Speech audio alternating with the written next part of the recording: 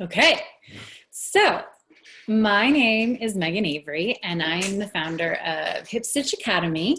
And I'm really happy to be here with Kaitlyn Baeten, who owns So Fun Studios in Frisco, Texas.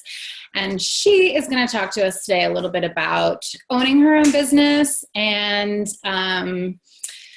what it's like to run a sewing business and what it's like to be an entrepreneur. So, Kaitlyn, you want to introduce yourself? Yes, ma'am. I am Kaitlyn. We're in Frisco, which is north of Dallas. I'm kind of in a historic downtown area of Frisco. So I'm surrounded by a lot of really awesome small business owners. So that is very cool. And yes, I do have a little sewing business going on 2 years. So.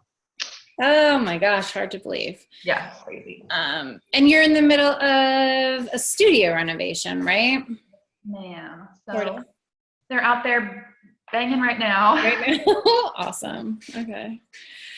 So, I guess what ignited the spark for you to start your own business? So I had 2 little kids. I'm up in the middle of the night. It's like 3 a.m. I'm nursing my little boy. And I just been feeling, that like I didn't have a lot of my own stuff. I was like hardcore stay-at-home mom, and I really wanted something. So I found, some inspiration to do a sewing business. For me, it was a little bit selfish. I knew if I was going to go back to work that I really had to love it. And so anyway, I kind of came across an idea to do a sewing business, and I just knew that was it. I love sewing, and I knew that it was going to be something I could be really creative at and everything else. So mostly selfish. I knew I just would not go back to work at just a normal job. I just had to love it. And so that just kind of got me going.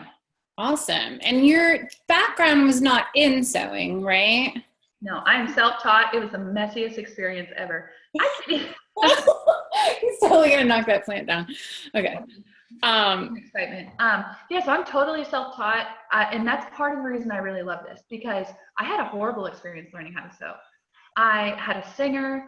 It would get banished to the closet for like months, because I would get so frustrated with the bobbin and everything else. And so I enjoy, teaching people in a way that's not frustrating for them, because I was super frustrated when I learned to sew. Cool. All right. What was your background in? Gosh, a little bit of everything, which is kind of helpful. I used to sell wine. I used to be a server. I used to be a wedding coordinator. So a lot of random things. All right. Which is kind of awesome, because I picked up lots of very random skills. Yeah.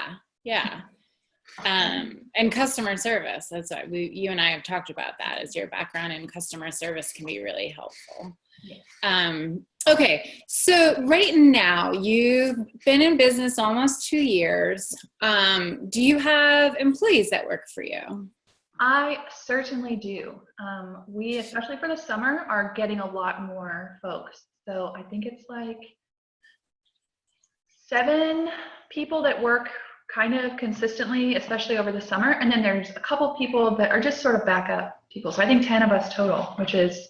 Wow. And the thing is, though, a lot of these people are very, very limited when they actually work. Some people work 1 day a week. Some people work every couple months. But yeah, there's 10 people that are on the official team. That's amazing. Good for you. Okay. And how long did it take you before you got employees? I think I was working the classes by myself I look at everything as semesters, because we're in the schools. So a solid semester, I was doing it all by myself. The semester after that is when I added a first staff member. I was still working every single class, but I had somebody come with me, because we had 4 classes a week. The classes were bigger. And then the semester after that was the first time that I had anyone working anything where I wasn't actually there. Got it. Because I was at every single thing until 3 semesters in. Okay. All right. So it was gradual, but didn't take you that long. No. And for a while, it was one person that worked all the time, and I was just one person that was my comfort zone, and I would work just with her. So it's definitely been very gradual. So you feel like it's a pretty important part of your business, having other people work for you too? It is. I think it's really, really hard for me to delegate and to get all this stuff out of my crazy mind and like get it shared out there with the world, but it's hugely important. I mean, I couldn't do any of the stuff that I do without help. Yeah. Okay. So a huge, crazy, big deal. Yeah. So, I guess you consider yourself an entrepreneur, right?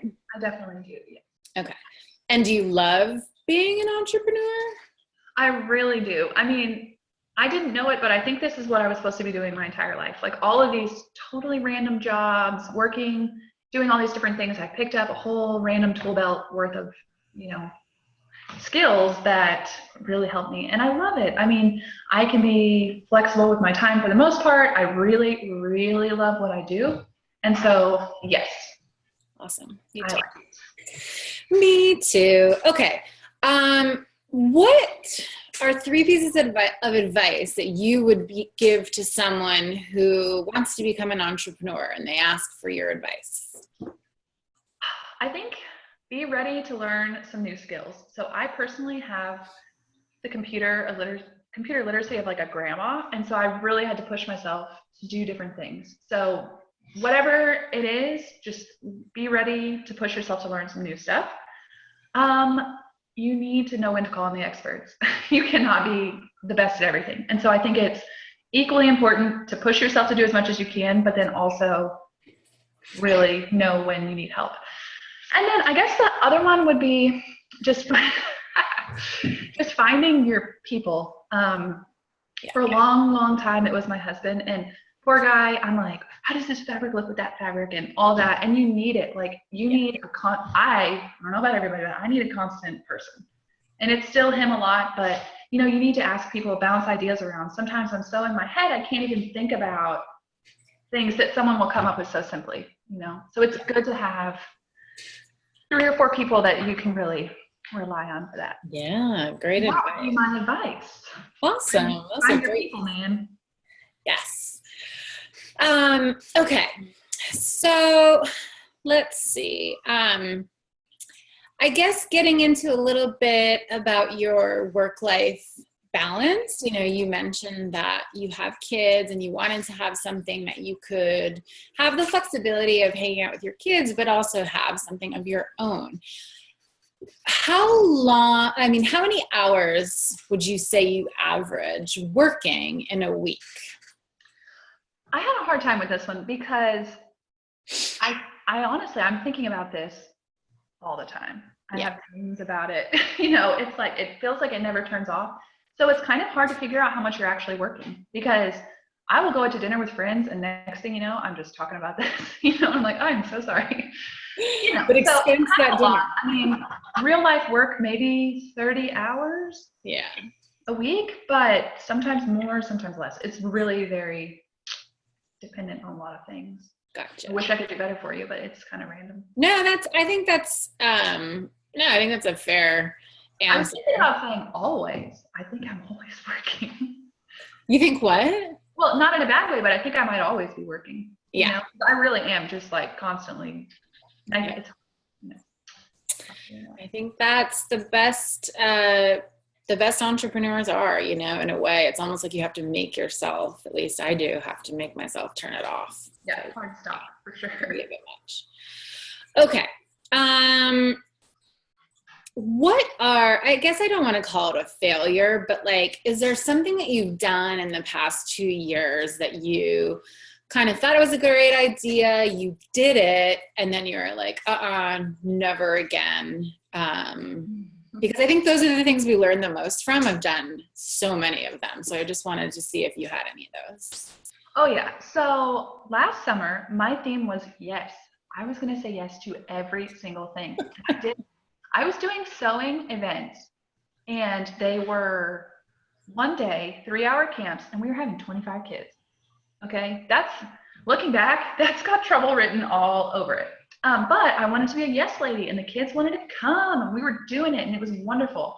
However, the failure part came in when it was stressing the staff out. It was really stressful, and I don't want to say it was a super failure because it turned out fine. There was nothing crazy that happened, but that I just learned the power of no. No, we can't do 25 kids. Okay. Like rethink. And it was a situation that like you were kind of in conjunction with another camp and they would just kind of throw you kids from their camp. Is that what it was? Yeah, which is cool. It worked out. Nobody, nothing crazy happened, but I just realized that that wasn't really what we do. We don't do a camp where you try to get as many kids in the door as possible. It's not designed to be like that. So that is something that, is a bit of a failure. And then I would also say for me, it's really just getting in over my head, which has happened a lot. And I won't say that we've dropped the ball so terribly that like customers have ever known, but it's the behind the scenes that I just don't want to go there. Yeah. I don't want to sign up for something that ends up being so stressful that it's, that to me is a failure because it trickles into all sorts of. But it's the perfect example of learning from it too, because it's like when you're starting out, you're worried that you're not going to get enough business, I think. And then, so you're like, oh yeah, I'm going to take this on, I'm going to take this on, I'm going to take this on. And then you realize, oh my gosh, I can't do this. The staff can't handle this. I want to continue this partnership with this particular venue. But at the same time, I've got to have, because I feel like I have to have those boundaries all the time and I have to repeat them over and over again. And it's, yeah, it's a good problem to have. But at the same time, people, I've worked with some daycare centers or, schools where they're just like, well, I've got one more, take one more. And I'm like, no, I can't. We have very specific numbers that when we go one over, the whole experience changes for everybody. So yeah, I think that's a great learning experience. It is. And I think I don't have any regrets about it because it was amazing. Like my first full summer getting camps that had 25 kids twice a day. That was a whole heck of a lot of exposure. So I don't at all regret doing it. Yeah. It's just, it just wasn't, it's not something we'll probably be able to do again. And that is, okay. Yeah, totally. Okay. So, what is something, this is a little off script. What is something right now?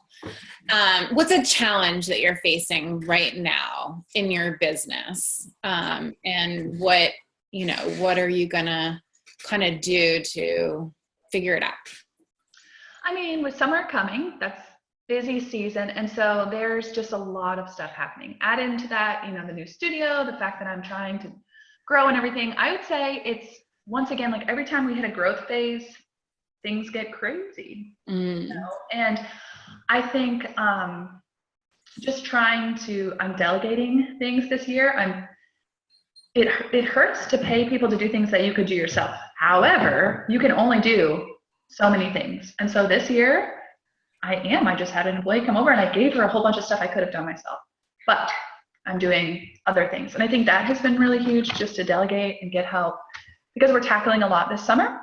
Yeah. So that has been very helpful. And just kind of stress management for me, because I get a little grumpy if I'm stressed out. And, I'm just trying to check off one task at a time and just get through a list of things that's ever growing. Did I answer the question just now? I don't know. Yeah, totally. And what do you do to keep yourself motivated and inspired? What are some things that you do to kind of keep it exciting and to keep, to make it not get bored? I understand. I haven't gotten, this one is like one of the easiest things for me to stay motivated. I don't know why, but I'm just pumped up about it. I love it. And it's like, it's so different from hanging out with my kids. I get in the sewing room, I'm starting, designing something, sewing something, and I love that part of it. So the staying motivated part is easy for you. So far easy. I could see, but there's so many changes all the time. It's not the same yet. We're every single quarter or every single semester, it's looking way different, which is good, but it's wonderful. But I think that also keeps it exciting, because first, we got employees, and then we started, studio, blah, blah, blah. So things are just kind of new things happening. New things, which is fun. Okay. Let's see. How do you define success in your business? Oh man. I like a happy customer. I do a lot of birthday parties, and, you know, honestly, I think it's a real honor that those kids are going to look back and say, like, my 8th birthday party, you know, I got a sewing party. And that to me is huge. And when I get happy customer, happy little kid, especially at those birthday parties, that to me is huge, because I'm a big, you know, sappy girl, and I just love to get those. I've gotten little handwritten notes and stuff, whatever. So that to me is amazing. A happy camper, happy birthday kid, whatever it might be. I like making money. Mm-hmm. So money in the bank is, that always feels like a nice success. And then also I just think growth right now feels like a win. Okay. So anytime I kind of plateau off for a little while, and if I'm able to, you know, push and grow, that feels good. Feels like a big success. Very nice. All right. Let's see. I think something that always kind of comes up with being an entrepreneur is marketing, and how do you attract new customers? How do you keep growing the client base? What are some major marketing tools that you use with your business? I definitely do Facebook and Instagram. And for me, I'm not sure really how many folks are engaging my posts and everything else, but what I really use that for, when I get someone emailing me, quickest shot is I'm just like, hey, go check out Facebook and see what we are so you can get an idea of it. And so I try to make it really cute and reflect our business. And it's weird because I almost use it more when referring somebody that's just a cold call, you know, Yeah. And so I think I like that a lot. I feel like I've gotten really lucky with word of mouth.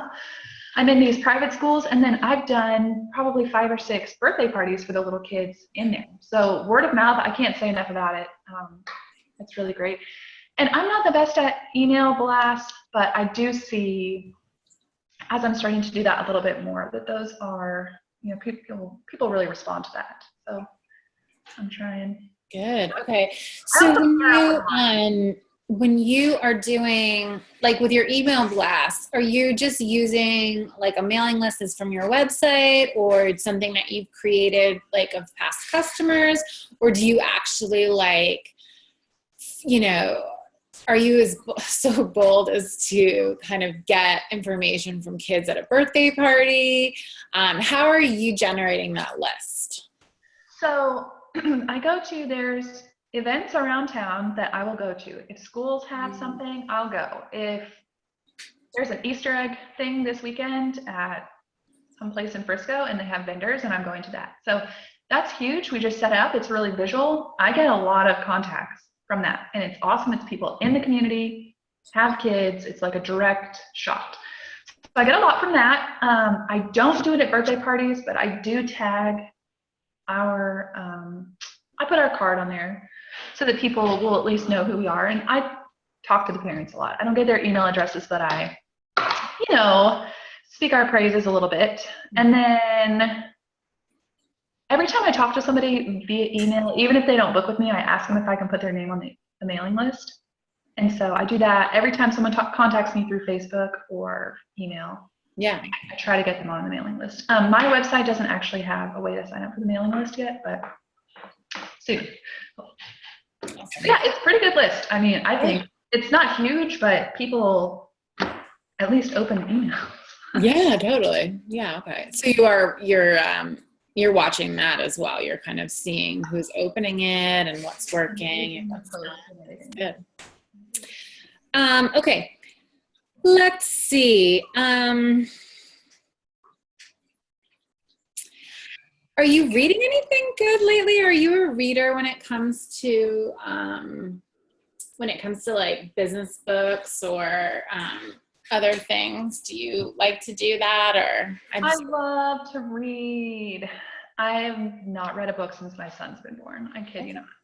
Yeah. Boyfriend's almost 3 years old. So I mean, I think I have. Oh my God. Sorry. I've read a couple of books, but that is on the sacrifice list. It is. At the end of the day, off to bed I go. Yeah.